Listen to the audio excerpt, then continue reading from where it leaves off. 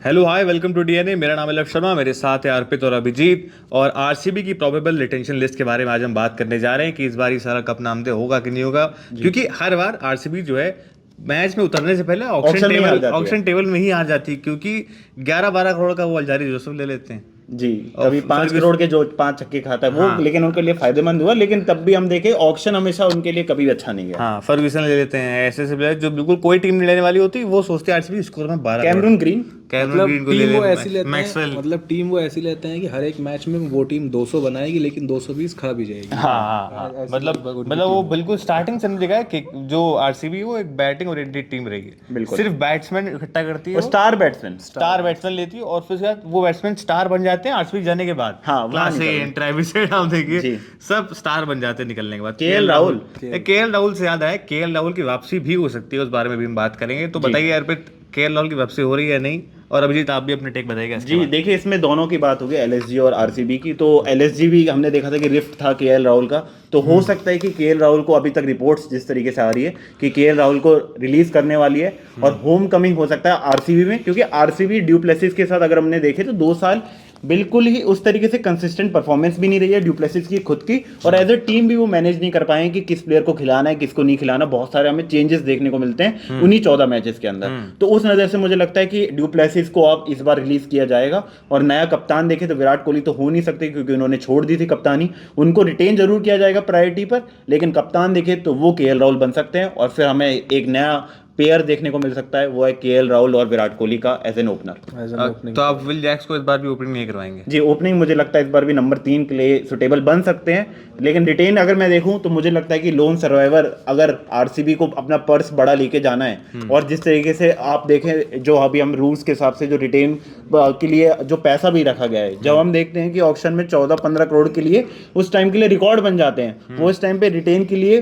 उनके लिए पैसा है। तो उस पर्स को बचा के आरसीबी को पूरा पर्स लेके जाना चाहिए, और सिर्फ विराट कोहली, और अगर हम देखें ट्रेड में, वो केएल राहुल के लिए लगाना चाहिए। उसके अलावा सारा पर्स। आपके रिटेंशन, प्रोबेबल रिटेंशन, ये 2 नाम है जी, उसके अलावा मुझे नहीं लगता कोई रिटेन होना चाहिए। आपको क्या लगता है? जी क्या हाँ भाई, अगर हम आरसीबी को as a team, as a management, as a unit देखें, वो एक ऐसी टीम है जिसे अभी अपने प्लेयर्स को रिटेन करने से ज़्यादा एक नया स्ट्रक्चर, एक नया न्यूक्लियस कैसे फॉर्म किया जाए उस पर ज़्यादा पूरी में तो मैनेजमेंट ही चेंज कर देनी चाहिए। मैनेजमेंट तो फिलहाल वो मैनेजमेंट ही डिसीजन लेती है। ज़्यादा बड़ी बात हो जाएगी सोचने की। लेकिन अगर हम टीम लेवल पे बड़ी बात कैसे नहीं होगी, आप खुद बताइए। इतने साल से लगातार हारते हुए आ रहे हैं, मतलब जी, ऑक्शन में उन्होंने ही चेंज तो किया है। पिछली बार भी आप देखिए, माइक हैसन पहले थे, फिर माइक हैसन को चेंजेस हुए हैं। लेकिन उस तरीके से आप देखिए, अगर ओवरऑल देखें तो जिस तरीके से पहुंच गई है, वो कहेंगे कि भैया हम तो टॉप 4 में पहुंच गए मैनेजमेंट इसके बावजूद। लेकिन ओवरऑल देखें तो वो पेपर पे, अगर ऑन पेपर अभी बात चल रही है ना, परफॉर्मेंस तो कौन देगा ये किसी को नहीं पता होता आईपीएल में। तो ऑन पेपर अगर हम देखें तो उसमें चेंजेस हमें देखने को जरूर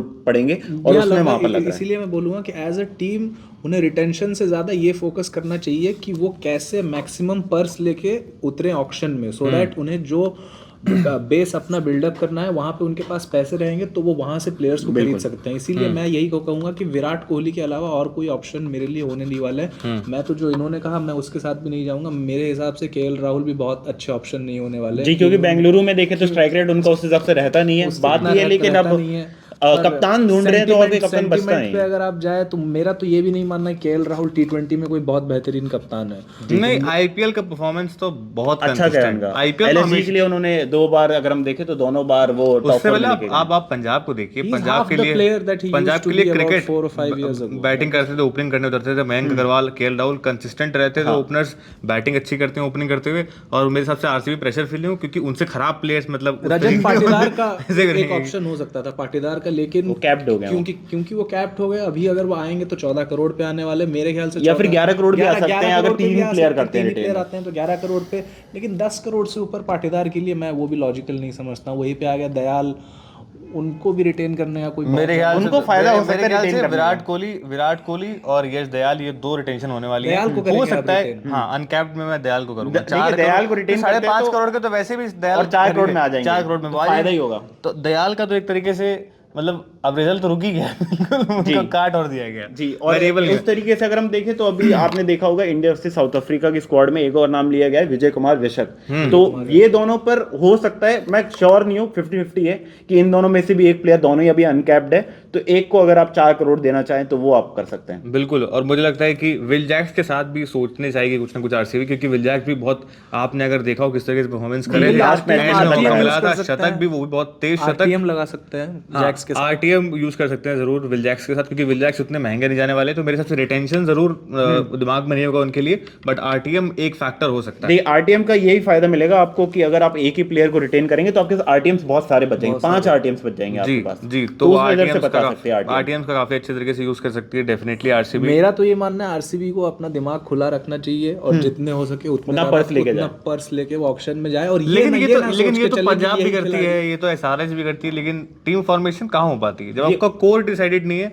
वो कोर डिसाइड कौन करता है? जब आपके पास एक अच्छा स्काउट होता है, एक अच्छी मैनेजमेंट होती है, वो कोर डिसाइड इसलिए मुझे लगता है कि एक अगर आप कप्तान अगर देखें, इंडियन कैप्टन अगर हम देखें तो केएल राहुल एक अच्छा ऑप्शन है। इसलिए मुझे लगता है कि केएल राहुल को आप लेके जाएंगे तो वो फिर आप एक फॉर्मेशन बना सकते क्योंकि हैं। आरसीबी एक कप्तान की तलाश में भी है। अब केएल राहुल एक अच्छे कप्तान है या नहीं, वो एक डिफरेंट टॉपिक है बहुत ज्यादा, लेकिन मेरे ख्याल से एक दूसरे तरीके से अगर आप देखेंगे कि आरसीबी को एक कप्तान की जरूरत है, वो अब कौन होने वाला है वो भी आरसीबी क्या जाके ऑक्शन टेबल पे कुछ डिसाइड करेगी, ये कुछ सरप्राइजिंग करेगी, क्योंकि आरसीबी फुल ऑफ सरप्राइजेज है बिल्कुल। जी। देखिए लव भाई, अगर हम देखें तो एक जो टीम होती है उसको पावर उसके स्टार से नहीं आती है, उसके ओवरसीज खिलाड़ियों से नहीं आती है, उसको स्टार आती है उसके बेंच से। जो खिलाड़ी स्काउट होते हैं ग्राउंड लेवल पे उनसे वो टीम बनती है। तो मेरे ख्याल से बैंगलोर को वहाँ पे बहुत ज़्यादा फोकस करने की ज़रूरत है कि जो अनकैप्ड खिलाड़ी हैं, जो मतलब नीचे से जो खिलाड़ी ऊपर आ रहा है, कैसे उनको टैप किया जाए और कैसे उनको अपने पूरे सेटअप का हिस्सा बनाया जाए। और जो भी पैसे की जरूरत और जो भी आप ऑप्शन में प्लेयर्स भी ले रहे हैं तो फिर उनमें भी देखें कि आप उनके लिए फिर आप पैसा ज्यादा भी लगाएं। जैसे स्टार के लिए पिछली बार केकेआर ने 20 करोड़ लगाया क्योंकि उनका स्पर्स उन्होंने उतना बचा के रखा था। तो ये आपको स्ट्रेटजी अपनानी चाहिए। उनके दिमाग में क्लियर भी था कि मेरे को एक अपना प्राइम बॉलर चाहिए, मेरे को अटैक करने के लिए एक बॉलर चाहिए। सारे बॉलर अलग बात है नहीं, लेकिन आप देखिए कैसे बात कर सकते हैं। प्लेऑफ में आपको स्टार्क नहीं जिताया है प्लेऑफ में, दोनों मैचेस देखे तो प्लेऑफ के दम पे मैं किसी जो प्लेयर है उसका कोई भी सीजन जज नहीं करने वाला। देखिए मैं ये मानता हूँ अगर आप कोई भी टॉप 5 या टॉप 6 प्लेयर्स उठा रहे हैं तो उसमें मेरा ये मानना है कि एक प्लेयर को 3 या 4 मैचेस जिताने हैं, तो वो आपके लिए अगर कोई भी खिलाड़ी पूरा करके देता है तो वो सीजन उसके लिए बेस्ट है। बिल्कुल। और वो स्टार्ट ने करके दिखाया था प्लेऑफ्स के टाइम पे, और वो 24 करोड़ रुपए आप फाइनल्स देखिए, आप सेमीफाइनल देखिए, वहां वसूल थे। तो मेरे ख्याल से वो स्ट्रैटेजी बिल्कुल क्लियर है, और वैसी ही कुछ स्ट्रैटेजी अपनानी चाहिए आरसीबी को भी अपने रिटेंशन लिस्ट के टाइम पे और ऑक्शन टेबल पर भी। तो ऑक्शन टेबल का भी जो हम लोग लाइव कवरेज करते ही हैं, और भी आने वाली टीम्स के लिए हम लोग एलएसजी का भी retention list, probable retention list cover करने वाले हैं। और 31st को जब सब टीम्स की रिटेंशन लिस्ट आ जाएगी, उससे पहले आप ओवरऑल क्या प्रोबेबल रिटेंशन है वो भी हम आपको बताने वाले हैं। हर टीम का हम लोग ओवरऑल एक प्रोबेबल रिटेंशन लिस्ट हम लोग आपको, वो भी आप वीडियो में चेक कर सकते हैं। हम लोग जरूर वीडियो करने वाले हैं। हमारे चैनल को सब्सक्राइब कर लीजिएगा, और अगर आपको वीडियो अच्छा लगा आप कमेंट बता सकते हैं हमको, आपको प्रोबेबल रिटेंशंस क्या लग रहे हैं आरसीबी के। और तब तक के लिए आप देखते रहिए डीएनए।